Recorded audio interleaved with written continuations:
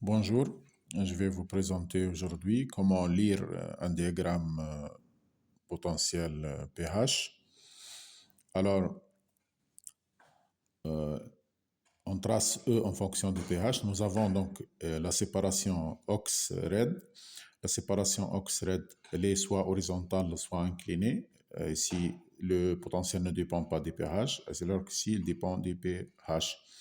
Par exemple, devant nous, le diagramme potentiel pH de l'uranium, avec des éléments qui sont placés des zones, donc A, B, C, D. Et l'exercice nous propose donc les éléments uranium, I3+, I4+, IOH4, IO2+, comment les placer dans le diagramme.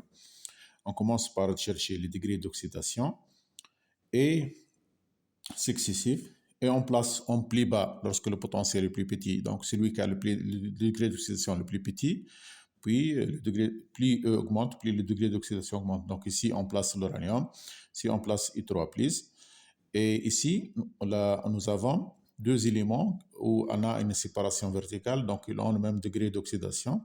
Donc à gauche, on place la base, l'acide plutôt, et à droite, on place la base. Puis, de la même façon, entre D et E, nous avons une séparation verticale qui sépare donc l'acide de la base. Pour rechercher la séparation verticale, il suffit d'écrire par exemple l'équation pour I4 plus COH4. Donc I4 plus 4OH- dans le OH4. Donc I4 plus réagit avec l'OH-, donc pour donner OH4. Donc ça c'est l'acide, ça c'est la base. On divise d'une façon générale le diagramme EPH en zones de prédominance. Ce sont les zones qui contiennent des ions, bien des gaz, bien des complexes, et les zones d'existence. Les zones d'existence, ce sont les zones qui contiennent les solides. Les solides, soit des oxydes, ou bien des hydroxydes qui contiennent l'OH, ou bien le métal lui-même. Il y en a une autre division.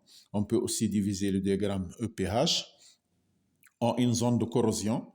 C'est la zone où le métal est attaqué. Ce sont les zones qui contiennent les ions, bien les complexes, qui sont en solution. La zone de passivation, c'est lorsqu'il y a des oxydes ou bien des hydroxydes qui se forment à la surface du métal. Et la zone d'humidité, c'est une seule zone, donc là où il y en a le métal.